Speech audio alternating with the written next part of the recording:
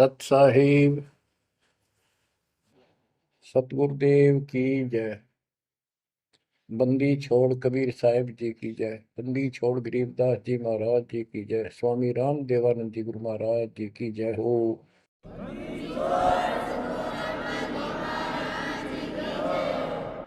सर्व संतों की जय, सर्व भक्तों की जय, धर्मी पुरुषों की जय।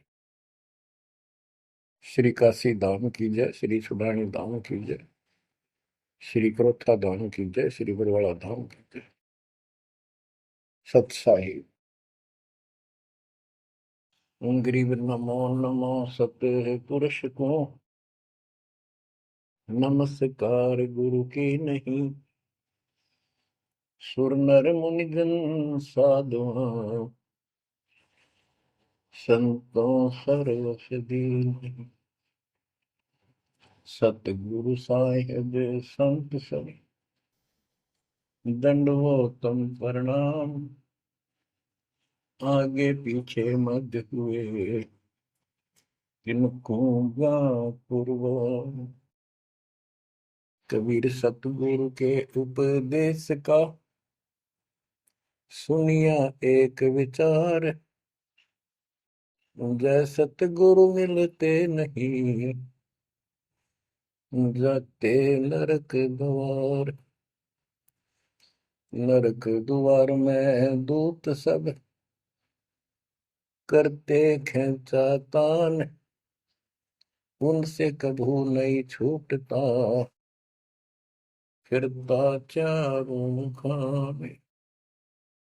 कबीर चार खानी में भरमता कबहू न लगता पार।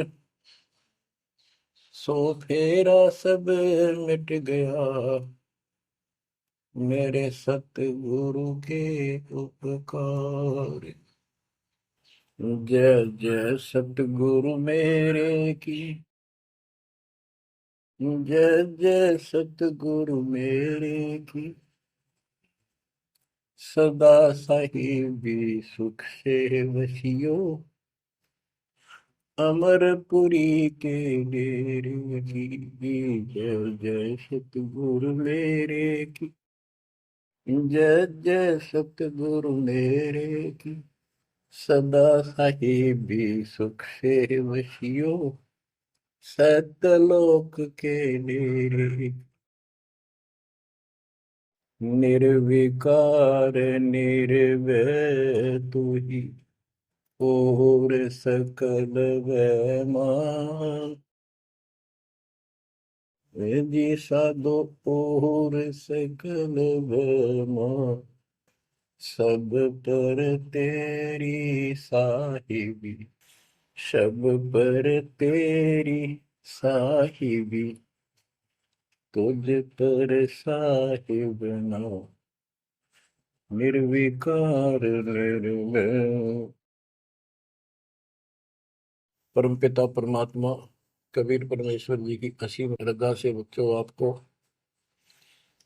अमर कथा सच्चा ज्ञान सुनने को मिल रहा है। आपकी किस्मत परमाने अलग लेखनी से लिखी है, अलग आपका अकाउंट है जिस पर काल का कोई अधिकार नहीं है। बच्चों, परमात्मा का एक एक शब्द अपने को सत्य मानना होता है। या तो भक्ति पर लगो मत भोगो कष्ट। भक्ति पर लग के भी और भक्ति मार्ग में अविश्वास होता है तो वो प्राणी सफल नहीं होता। जैसे दास को पहले शुरुआत में परमात्मा की चाह खूब थी और ये सुना करते थे द्रौपदी का चीर मिट गया, नरसिंह दास भगत की कुंडली भगवान ने ली। तो इस तरह की बातें आत्मा मानती थी, भगवान कुछ भी कर सकता है। पर कोई कह देता था नहीं ऐसा नहीं हुआ करता है, तो वैसे भगवान की आस्था बनाने के लिए कह रखा है ऐसा नहीं हो सकता। तो मन ये भी मान लेता था कि ऐसा ना होगा, पर भगवान तो है। केवल इतना मानकर भक्ति कर रहे थे, दीक्षा भी ले ली थी। और फिर परमात्मा ने ऐसा अजब गजब किया, वो सारी शंका मिटा दी। लोहे की जाली को 1 फुट से ज्यादा बढ़ा दिया, और दोनों को बढ़ा दिया, एक को नहीं। तो बच्चों, विश्वास बहुत जरूरी है। जैसे आपको उदाहरण दिया जाता है सत्संग के माध्यम से। एक गांव के बाहर दो साधक साधना कर रहे थे। एक 40 साल से बैठा था, आयु 60 के आसपास हो चुकी थी। दूसरा 4 वर्ष से साधना करने लगा था, वो भी घर त्याग कर बाहर आश्रम बना रखा था। तो बच्चों, वैसे तो साधना दोनों की ही शास्त्र विरुद्ध थी। पिछले संस्कार से प्रेरणा इतनी प्रबल हो जाती है कि आत्मा भगवान की तरफ तड़प जाती है, उसको खोज के लिए निकल पड़ती है, और जैसा कोई मार्गदर्शन मिलता है उसी अनुसार अपना सारा जीवन कुर्बान कर देती है। उससे उसको कुछ तप मिल जाता है, बन जाता है, और कुछ सिद्धियां आनी शुरू हो जाती हैं। उससे उसका वह बोलबाला हो जाता है। फिर उसकी मृत्यु के बाद वह एक यादगार बना दी जाती है। वो नरभाग, आप तो नरक में गया, आने वाले उस गांव की कई पीढ़ियों को भी नरक भेजने का सामान तैयार कर गया। आने वाली पीढ़ियां उसी को मत्था टेक टेक के उस कब्र पे, उसकी मूर्ति पे, और अपनी मनोकामना पूर्ण करवाती हैं। होता किसी का कुछ नहीं, पर वह भावना बन जाए, एकाधिका वैसे सूत बैठ जाए, दाव लग जाए, स्वाभाविक। जो भक्ति ना करते उनका भी हो जाता है वो तो, उसका संसार होता। और वो नियमित उसका कर देते थे, हम भी ऐसे ही थे। अब बताना चाहता दास, फिर भी विश्वास बहुत काम करता है। भगवान उसके नंबर देता है अलग से, तो उसकी भक्ति में आस्था अगले जन्म में भी बनी रहती है इस तरह की क्रियाओं से। जो आस्तिक और नास्तिक दोनों क्रिया करता है, वो घर का रहता है ना घाट का।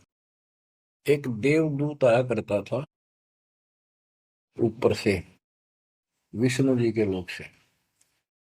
और वो आकर के उन दोनों भक्तों से काफी देर तक चर्चा परमात्मा की करता था, प्रश्न करते रहते थे भगवान, ठीक है, वहां की व्यवस्था कैसी है। तो वो दोनों, ये देवदूत दोनों भक्तों के पास घंटों बैठ कर जाया करता था। देवदूत से भगवान ने पूछा भी, विष्णु ने, कहा जाता है ये ऐसे ऐसे आपके भगत हैं, बहुत गजब के, कुर्बान हाथ के लिए दो उस गांव में, और मैं वहां बैठ रहता हूँ कुछ देर जाके, आपके ऊपर तो कुर्बान है। तो भगवान बोले, विष्णु जी बोले, विष्णु भगत तो एक है, एक तो वैसे टाइम पास करे। देवदूत बोला, जी वो होगा जो 40 साल से आपके लिए कुर्बान घर छोड़ के आया हो। तो भगवान बोले, ना, दूसरा, कि 4 साल से बैठा है वो भगत है। उसको मुझ पर विश्वास है और बड़े पर को विश्वास नहीं है। ये बात उस देवदूत का गले नहीं उतरा, ये तो हो ही नहीं सकता। तो भगवान ने समझ लिया कि देवदूत ये विश्वास नहीं मेरी बात पे। तो विष्णु जी बोले, भाई एक काम करना देवदूत, आज तू लेट जाना समय से, बस जिस समय जाता है, और फिर वो पूछेंगे कारण लेट होने का, उनको फिर ऐसे बताना कि आज भगवान ने समय दे रखा था कि दोपहर को सुई की नोक में से, जिसमें धागा डर, सुई के नक्के में के सुराख में हाथी निकाल लेगा भगवान, और कहना कि मैं उसको देखने के लिए रुक गया। और भगवान ने हाथी उस सुई के नक्के में के निकाल दिया। वो इसी तरह की क्या, देवदूत पहले उसके पास गया, बड़े के पास, क्योंकि उसको भरम था। तो विष्णु जी ने कहा था, फिर ये देखना वो कौन क्या प्रक्रिया करता है, तुझे स्वयं फैसला हो जाएगा भगत कौन है। देवदूत उस बड़े के पास गया, उसने भी ये जाते कारण पूछा कि क्या बात, देवता से लेट हो गए, आपकी बहुत इंतजार थी और आपके साथ बैठकर भगवान की चर्चा करते थे, अच्छा समय व्यतीत होता था। क्या बात होगी, क्या कारण हो गया, लेट हुए आप आज? देवदूत ने वही बताया कि आज दोपहर को भगवान ने एक लीला करनी थी, वो देख कर आया। तो भगत बोला, क्या लीला की? कि कमाल कर दिया भाई, हद कर दी। भगवान ने एक हाथी को सुई के नक्के में निकाल दिया। इसको देख कर आया मैंने, इसको देखने के लिए रुका था। भगत बोला, 40 साल वाला देवदूत देवता इसी झूठ बोल, किसी का जत जा, ये कभी हो सकता है? सुई के नक्के में का हाथी निकल जा, क्यों झूठ बोल रहा है? देवता होकर ऐसी बात कर रहा था। तो उस देव की भैंस उठ गई और उसके सारे अनुभव फेल हो गया। तो भगवान ठीक कह के थे, तो कति डांगर है। जब इसको इतना विश्वास नहीं, भगवान कुछ नहीं कर सकता, तेरे जैसा घसियारा है, फिर भक्ति क्यों कर रहा है? देवदूत उठ कर चल पड़ा। फिर वो 4 साल वाले के पास गया। उसने सोचा, यूं तो हमारा धमका दे मेरे को, गुस्से होएगा, इसको तो ज्ञान ही कुछ नहीं होगा अभी तक। उस 4 साल वाले ने भी, भगत ने पूछा, देवदूत तभी लेट हो गए, आपके आने की बड़ी इंतजार रहती थी, आज तो सोच लिया था शायद नहीं आएंगे, क्या काम हो गया ऐसा कोई, हमें भी बताओ। देवदूत बोला, भाई क्या बताऊं, झूठ मैं कह नहीं सकता, और सच्ची की शेखर गला उतरती नहीं। भगत बोला, बताओ तो सही क्या बात है? क्या दोपहर को भगवान ने एक लीला करनी थी, मैं उसको देखने के लिए रुक गया। क्या लीला थी? देवदूत बोला, सुई के नक्के में क्या भगवान ने हाथी निकालना था। भगत बोला, फिर क्या हो गया? कि वही निकाल दिया, कमाल कर दिया। बोला, बस भगवान ने निकाल दे, सारी पृथ्वी ने, धरती ने सुई के नक्के में गया, आप हाथी में आश्चर्य कर रहे हो? तो देवदूत ने सीने से लगा दिया उस बालक को। मैं बोला, धन्य तेरे माता पिता जिससे जन्म हुआ। भक्ति कर विश्वास नहीं, तो खाक भक्ति है वो। कह कबीर सुनो विषादो, मैं तो हूँ विश्वास में। तो अपने परमात्मा की विज्ञा पे अविश्वास नहीं होना चाहिए। और ये धीरे धीरे आपके साथ भी परमात्मा ऐसी लीला करते रहेंगे, और कर भी दी होगी। और ना भी हो तो इतने सारे प्रमाण दिए जाते हैं, विश्वास कर लेना, परमात्मा की भक्ति से दूर ना होना। बच्चों, आपको अजब गजब का ज्ञान दास बता रहा है, जो संत गरीबदास जी ने परमात्मा से प्राप्त हुआ। और ऐसा निर्णायक ज्ञान है, इसका रिजल्ट इस पूरी कथा का फिर बाद में आपको बहुत अच्छा निष्कर्ष मिलेगा। पार्वती जी शिव की पत्नी, और 108 बार मर चुकी थी। 109वें जन्म में भी उसने शिव जी को ही पति बनाया। ये संस्कार था उनका। नारद मुनि ने एक दिन आके पार्वती जी को समझाया कि हे माता, भगवान शंकर जी के पास एक ऐसा मंत्र है जो आपको बता देना, उस नाम के जाप से आप अमर हो जाओगे। अन्यथा आप 108 बार मर चुके हो, और वो भगवान उसकी प्रमाण के लिए आपके शरों की खोपड़ी की माला बना रखी है। 108 है, गिन दिए। पार्वती जी बोली, भाई नारद बिल्कुल सही है, 108 है। मैं पूछती हूँ ये किसके के यू क्या है, तो वो टाल मटोल कर जाते हैं। तो हे माता, आपका जन्म मरण मिट जाएगा। तो वो बोली, भाई ये मेरे बात समझ में नहीं आती कि शिव महाराज जी मेरे से कुछ नहीं छुपाते, और इसने ये कैसे छुपा रखा मंत्र मेरे से बहुत प्यार करते हैं। और बताते हैं तेरी मृत्यु के बाद मैं बहुत रोता था। तो नारद जी ने कहा, माता अभी तक आप उनको पति मानती हो, जिस दिन परमात्मा रूप देखोगी और उनको एक गुरु रूप में नम्र भाव से प्रश्न करोगी, कति अति नम्र होकर, तब ये गुप्त मंत्र आपको बताएगा। ये मंत्र शिव जी ने किसी को नहीं दिया आज तक, क्योंकि ऐसा किसी का लक है नहीं, ऐसा भाव किसी का है नहीं। तो आपको वो भाव बनाना पड़ेगा जिससे वो आपको अमर मंत्र दे दे। नारद कह के चला गया। पार्वती को बेचैनी होगी, माता जी को। शिव जी जब घर आए और दिनों तो वो दूसरे ढंग से बात करा करती, क्योंकि पत्नी बराबर का हकदार होती है, हिस्सेदार होती है। उस दिन चरणों में लेट गई, दंडोत प्रणाम किया और चरण पकड़ के रोने लगी और कहने लगी, हे भगवान, मुझसे ऐसी कौन सी गलती बन गई कि आपने मेरे से वो अनमोल मंत्र छुपा रखा है। हे भगवान, मैं 108 बार मरी, क्या आप दुखी नहीं हुए होगे? मुझे वो नाम बता दे जिससे मेरा जन्म मरण मिट जाए। अब शिव जी उसके मुंह की तरफ देख रहा है, पार्वती की सारी आओ भाव को समझ रहा है। कहने लगा, पार्वती आज तेरे को कौन सा भगवान आत्मा मिल गया जिसने तेरी बुद्धि बदल दी?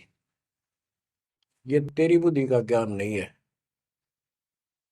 तेरे को तो मैं जानता हूँ। ये बात तेरे मन में भी नहीं आती थी। मैंने कोशिश भी की, भक्ति किया करो। आप कह देती थी, आप भगवान हो, मुझे क्या जरूरत है, मैं भगवान के साथ हूँ, मैं उनकी अर्धांगिनी हूँ। तब पार्वती जी ने बताया कि नारद जी आए थे, उन्होंने मुझे ये सब बताया। तो भगवान शंकर बोले, पार्वती सुन ले, जितनी बार तू मरी मेरा पागल जैसा हाल हो जाया करता था। एक बार तो राजा दक्ष के यज्ञ में जलकर मरी, तेरे अस्थि पिंजर को उठाए मैं 10,000 वर्ष तक घूमता रहा था, तो आप कंधे पर रख के और पार्वती पार्वती करता हूँ। तो एक सुदर्शन चक्कर आया, उसने काट के तेरे टुकड़े कर दिए शरीर के। जब मैं ठगा सा रह गया, मेरे हाथ कुछ नहीं बचा, फिर तेरा जन्म हो गया, शादी फिर होगी। वह भूल पड़ी। ये मंत्र ऐसा अजब गजब है, ये आम व्यक्ति को नहीं बता जा सकता। भगवान शंकर जी ने कहा कि अब तेरी आत्मा सच्चे दिल से डिमांड कर रही है, अब मैं तुझे यू नाम दूंगा। गरीबदास जी बताते हैं कि जैसे सीप एक जानवर होता है, शंखला सा जैसे एक शंख होते हैं, इस टाइप के मजबूत शरीर का, और उसको सीप बोलते हैं, सीप। वह सीप जो है, गर्मी हो जाती है जब उसको अंदर पानी की डिमांड होती है, मोती बनाने के लिए उसमें प्रेरणा होती है, जैसे पशु में गर्भ धारने की होती है। उस समय सीप समुद्र के ऊपर आ जाती है, ऊपर बादल गरज रहे होते हैं। यदि उसका मुख खुला हो और बारिश की एक बूंद भी उसके मुख में चली जा, तो उससे मोती बनना शुरू हो जाता है। उस बूंद को लेकर शिप वापस समुद्र में गोता लगा जाती है, उसमें मोती बन जाता है। और यदि सीप का वो मुंह बंद हो,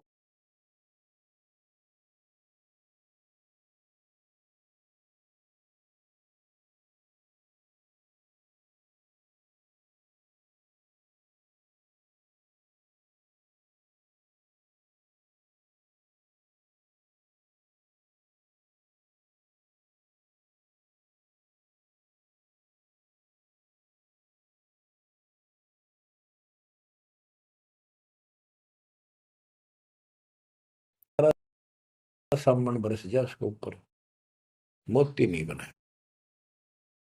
तो पार्वती को समझाया कि अब तेरी सीप का आत्मा का मुंह खुल चुका है, अब मैं यू नाम दूंगा, असर करेगा। और पहले तेरी शीप आत्मा का मुंह बंद था, इसलिए ये उन्मोद मंत्र ऐसे व्यर्थ नहीं कर सकता था। फिर कहा कि चलो सुबह सुबह एकांत स्थान पर पहुंच गए। वहां एक सूखा वृक्ष था, पत्ते भी नहीं थे, उसके नीचे बैठ गए। और बच्चों वहां पर दोनों हाथों की ताली बजाई तो आसपास के पक्षी उड़कर भाज गए, इतना शोर हुआ। और जो अंडे थे वो बच्चे बढ़कर उड़ गए। उसी वृक्ष की खोगड़ में एक खोखले स्थान पर तोते के अंडे थे। वो जो अंडे थे उस स्वस्थ अंडे तो बच्चे बढ़कर उड़ गए। अस्वस्थ था एक अंडा, कति खराब हो गया था, गंदा हो गया था, वो वहीं रह गया। भगवान शंकर को पता नहीं था कि इसमें कोई तोते के बच्चे भी हैं, अंडे भी हैं। उनको मालूम था कि अंडे भी होंगे तो बच्चे बनकर जा चुके होंगे। अब बच्चों बहुत सी कहानी इस एक ही कथा से आपको समझ में आएगी। जैसे ये क्या करते हैं, भक्ति ना करके मृत्यु के प्राप्त हो जाते हैं, फिर क्या करते हो, अस्थियों को उठाते हैं, जड़ी हुई हड्डियों को, उनको उठाकर गंगा में बहा के आते हैं। उनका उद्देश्य तो ये होता है कि इसको इतने गहरे पानी में डाल दे कि जो व्यक्ति मर जाता है, स्त्री या पुरुष, जब वो प्रेत बन जाता है तो अपने घर आता है। घर में वो अपने बॉडी को खोजता है, फिर वो जाता है शमशान घाट पे। उसको एहसास होता है कि ये ताजा ताजा जो फूके गए हैं ये तेरी हड्डी है।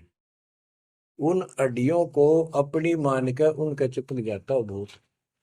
और फिर कभी घर और कभी उन हड्डियों के पास वहां चक्कर काटता रहता है और परिवार वालों को तंग करता है। तो क्या कर, इसीलिए उसको उन हड्डियों समेत उठाकर उसने इसी जगह डाल दे है, उसको भेदा नहीं लगता और वो भटक भटक के चला जाता है। तो बच्चों अब हमने न तो ये क्रिया करनी क्योंकि हम भूत बनाए को नहीं, हमारी सच्ची भक्ति है और उससे कोई समाधान नहीं हो जाता। तो इसी प्रकार जो दास बताना चाहता है कि मरने के बाद भी उन हड्डियों को भी वो जीव अपना मान रहा था कि मेरी है, उनके चिपक जाता है। इसी प्रकार जो गंदा अंडा हो गया था वो आत्मा उसका चिपकी हुई थी कि मेरा है। हालांकि वो कति खत्म हो चुका था, कुछ दिनों में उसकी वो सूख जाता, खत्म हो जाता, फिर वो उसको छोड़कर चलती। तो वो आत्मा उसके साथ चिपकी हुई थी। उधर से पार्वती जी को कथा सुनाना शुरू कर दिया, अमर कथा सुनाई। क्योंकि गरीबदास जी कहते हैं, कबीर साहब ने बताया, हम बैरागी ब्रह्मपद सन्यासी महादेव, सोहम मंत्र दिया शिव जी को, वो करे हमारी सेव। तो कबीर साहब ने इन सब को यो अमर ज्ञान सुनाया था, सतलोक वाला, सृष्टि रचना सब सुनाई। भगवान ऐसा है, भगवान ऊपर है, भगवान ऐसा है, वो सबका मालिक है। जब तो मान ली, प्रथम नाम एक ले लिया, किसी को ओम दे दिया, किसी को सोम दे दिया, किसी को श्रीयम हरियम दे दिया, किसी को किलियम। इस तरह इनको अपना बनाया परमात्मा ने। और फिर सोचा था कि दोबारा मैं आऊंगा, अगर इनकी बुद्धि काम करेगी, इनकी आस्था ठीक रही, तो फिर नए सिरे तो मंत्र पहला दूंगा। जब दूसरी बार परमात्मा गए तो इन सब की बुद्धि काल ने फेर दी। इन्होंने सुनी भी नहीं कबीर साहब की बात। में गए तो इन सब की बुद्धि काल ने फेर दी। इन्होंने सुनी भी नहीं कबीर साहब की बात। तो कबीर साहब वापस आ गए। अब वो ज्ञान शिव जी को था, पार्वती को बताया और मंत्र दिया उसको। अब बच्चों 5 नाम शिव जी को बताए थे, लेकिन शिव जी विशेषकर एक सोहम मंत्र ही जाप करता है। ये चक्कर ये है कि जो गुरु बताते हैं हम उस पर ना रुक करके फिर मनमुखी जरूर करते हैं कोई कोई। और परमात्मा जी ने, कबीर साहब ने शिव जी को सब कमलों का भेद बताया था। ये योगी था, इससे तो एक कमल भी नहीं सुलझा था, एक भी, और अभी तक नहीं सुलझा है। लेकिन ज्ञान सारा बता दिया था। तो पार्वती को सुनाया जा रहा था ज्ञान, पार्वती यश करती जा रही थी, देखो ये मूल कमल है, आगे चलो स्वाद चक्र है, फिर नाभि कमल है, हृदय कमल है, उसमें ऐसे ऐसे देवता हैं, कंठ कमल में ऐसा है, त्रिकुटी कमल तक पहुंचा दिया बस।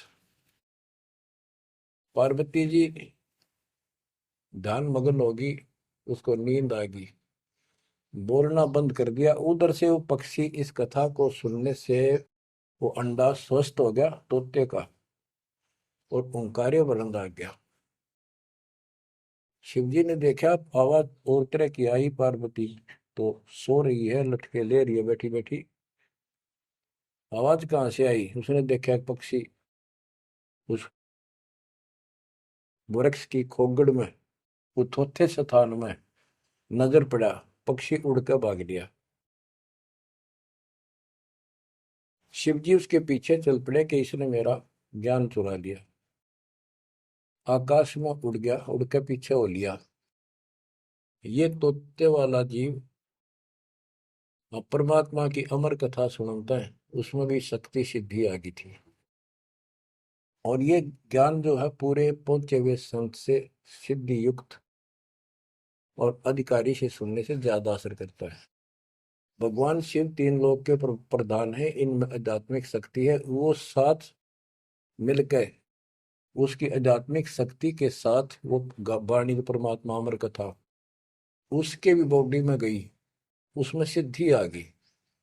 मोक्ष तो बहुत दूर की बातें हैं, ये तो लंबा चैप्टर है, लंबी कहानी है, लेकिन सब थोड़ा थोड़ा हिंट आपको देना पड़ता है, कहीं कभी कोई मिसगाइड ना करते।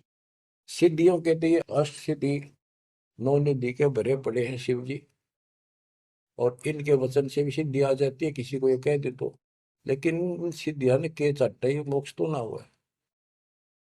भाव कहने का ये है कि वो तोते वाला प्राणी वेद व्यास के आश्रम में पहुंच गया, उड़ता उड़ता पीछे पीछे शिव जी, वहां शरीर छोड़ गए, और व्यास की पत्नी ने जमाई ली थी, उसके द्वारा सांस के द्वारा वो सूक्ष्म जीव अंदर चला गया।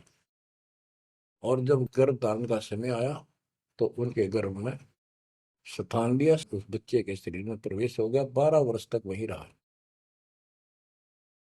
आगे कथा इसमें आगे आएगी, वो बताऊंगा। अब ये वाणी सुनाऊंगा जो आसानी से आपको समझ में आएगी। मोक्ष मुक्ति का लख्यान बेवा, ब्रह्म में पुत्र व्यास सुखदेवा, सतगुर मेरा महादेव पंका, 84 की मिटी न शंका। के महादेव जैसे भी उनको मिले, फिर भी 84 लाख योनियों का चक्कर उसका मिटा नहीं। 78 जन्म गौरी भरमाई, शिव को रुणमाला गले लाई, अर्ध शरीरी देवी गौरा, जिनका थीर बयानी मोरा। 108 जन्म पार्वती जन्मती मरती रही, और शिव जी ने उसके सिर की माला, सिर के रुंड खोपड़ियां माला बनाकर गले में डाल रखी थी। अर्ध शरीरी देवी गौरा, जिनका थीर भया नहीं बोरा। अर्धंगनी थी शिव की पार्वती, और उसका भी मोक्ष नहीं हुआ। नारद मुनि उपदेश बखाना, गिरजा सुनो मोक्ष पद ज्ञाना। सुन हे देवी गौरा माई, 68 तीर्थ पर भी नाई, पिंड प्रदान किए कै बारा, खुला नहीं मुक्ति का द्वारा।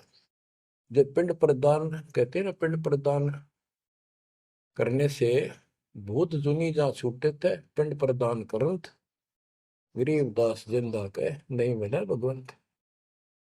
जैसे पार्वती भूत पड़ गई, पिंड प्रदान कर दिए, भूत जुनी छूट गई, और फिर पता नहीं किस दुनिया में चला जाता प्राणी। इसके संस्कार अच्छे थे, ये फिर मनुष्य जीवन, लड़की का जन्म हुआ, शिव जी के ब्याही गई। ये पिछले जन्म जन्मांतर की शक्ति भक्ति के कारण मनुष्य जीवन ज्यादा भी हो सकते हैं, लेकिन मोक्ष न होने से फिर 84 लाख योनियों में जाना था। इस पार्वती ने भी आगे भी जाएगी, शिव जी भी मरेगा, पार्वती भी मरेगी, और फिर ये 84 लाख योनियों में जाएंगे। कहते हैं चंद सूरज की आयु लग, जो जीव का रह शरीर, सतगुर से बैठा नहीं, तो अंत कीर का कीर। अगर चांद सूरज की आयु तक भी जीव का शरीर रहे और पूरा सतगुरु मिला, नहीं तो अंत में कीड़े मकोड़े बनेगा। अब नारद जी बता रहे पार्वती जी को, सुन हे देवी गौरा माई, 68 तीर्थ पर बिन आई, पिंड प्रदान किए के बारा, खुला नहीं मुक्ति का द्वार। सारे कर्म कांड कर लिए तेरे मृत्यु के बाद, तेरा फिर भी मोक्ष नहीं हुआ, फिर जन्म हुआ। रुंडमाला शिव के गले माही, सो देवी तुम जानो नाई। ग्रीव रुंडमाला शिव के गले, गेजा के सब शीश, भक्ति दुराई देव को ना परसा जगदीश। तुमरा देवी रूप विशाला, शिव तो पैर रहे रुंडमाला, भौतक पर लहो हो जाई, लंबी उम्र शिव कलिमाई। दीर्घायु शिव है अनुरागी, तुम देवी गौरी दिल त्यागी। मूल मंत्र ने नाम सुनाया, ताते कल्प हुए तेरी काया। महादेव देवनपति देवा, जाकी करी न गौरी सेवा, कर बंधन कर शीश नवाओ, तन मन अर्पो शीश चढ़ाओ। शिव है मोक्ष मुक्ति के दाता, तो से भेद कहो गौरी माता। चरण गहो चिंतामणि केरा, ताते प्राण अभय हो तेरा। कमल रूप देवी दिल की न, नारद मुनि उपदेशी चीन्या। जब आए शिव मंदिर अवधूता, देवी चरण लिए शत्रुपा।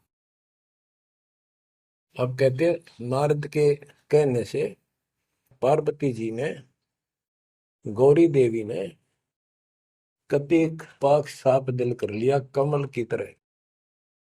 कमल के ऊपर कोई मैल नहीं होता, ना कोई धूल टिकती है, ना जल टिकता है, ना कोई कीचड़ टिकता है।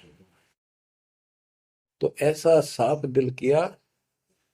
और जब शिवजी घर पर आए, उनके चरणों में चरण लिए शत्रुपा, सच्चे भाव से चरण लिए। चरण पकड़ रोवत है बाला, मोरे शीस किए रूपमाला। मोसे भक्ति दुराई देवा, न जाने नी तुम्हारी सेवा। मोसे भक्ति दुराई स्वामी, हमसे भेद कहो निज दामी। मैं अबला हूं बाला बोली, पार निभाओ हमारी डोली।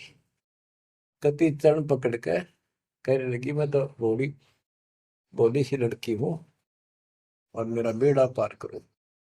बच्चों, ये सारी कहानी आपको मौखिक सुना दी, इन वाणियों में सारा इसी का निष्कर्ष है। अब क्या बताते हैं, गृह मूल मंत्र महबूब का, एक सुनाओ मोही। पार्वती जी कहती है शिव जी को कि उस परमात्मा का समर्थ शक्ति का जो मूल मंत्र है वो मुझे बता दो। अब इन मूल मंत्र का पता नहीं, जिस भी नाम को ये गुप्त रखते हैं, जो विशेष नाम इनके पास है, उसी को मूल मंत्र मांग रहे थे। गृह मूल मंत्र महबूब का, ए सुनाओ मोही, युगन युगन के पातक कटे, छूटे तेंद्र द्रोही। पूर्व जन्म की कथा सुनाओ, मूल मंत्र हमें शिव गोराओ। भूल रही भवसागर हमी, मोक्ष मुक्ति के दाता तुम ही। शिव बोले सुन देवी बाता, को उपदेशी मिला विदाता। ये तो ना ही ज्ञान तुम्हारा, हम सो भेद कहो परवार। कि आज जैसे तू बोल रही है कि तेरी बुद्धि की बात नहीं, तुझे कौन ऐसा भगवान आत्मा मिल गया जिसने तेरा मन फेर किया। गिरजा कह सुनो शिव स्वामी, तारण तर आदि घरनामी। नारद मुनि उपदेश समोदम, दीन ज्ञान ध्यान परमोदम। शिव समर्थ बोले हैं जब ही, गौरी ज्ञान सुनाया तब ही। कोटि कल्प प्रलय युग बीती, ज्ञान ध्यान सब ही परचिति। तुमरा मन नारद मुनि फेरा, सुनो ज्ञान तुम गौरी मेरा। बनखंड चलो गौरी दीवानी, पंछी सुने न हमारी बानी। ऐसे स्थान पर चलो पक्षी भी कोई हमारी बात ना सुन सके। जब शिव कर से लाई तारी, उड़ गए पंछी नर और नारी। जहां एक सूखा तरवर ताक्या, वहां पर एक सूखा वृक्ष देखा, शिव को आसन तहां वहां रखा, उसके नीचे अपना आसन लगा दिया, पार्वती को साथ बैठा दिया।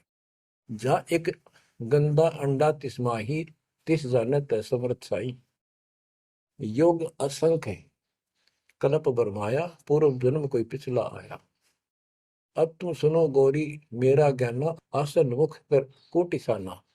आसन पदम लगाओ गौरा, मेरुदंड सूधा कर भोगा। गिरिप आसन पदम लगाए कर, भंवर चुड़ाओ सुन, अनहद नादू बाजही, जहां लगाओ धुन। और क्या बताते हैं कि उस वृक्ष की खोगड़ में गंदा अंडा पड़ा था, और उस गंदे अंडे वाले जीव के असंग जन्म 84 लाख योनियों में हो चुके थे। यहां से उसके भाग जागे, और तो पक्षी बन के उड़ गए, वो पक्षी बन नहीं पाया, और बाद में उड़ा जब उसने सारी कथा उसके ऊपर असर कर गई। जैसे बच्चों बहुत बार बताते हैं, दास आपको बताता है कि ये अमर कथा जो गरीबदास जी की वाणी है, यह शिव जी वाली अमर कथा से कई हजार लाख गुना ज्यादा शक्तिशाली है, ज्यादा प्रभावी है। अब ये कथा सुनाने का मुझे कोई उद्देश्य नहीं, इसमें से ऐसा निष्कर्ष निकाल लूंगा आप हैरान रह जाओगे।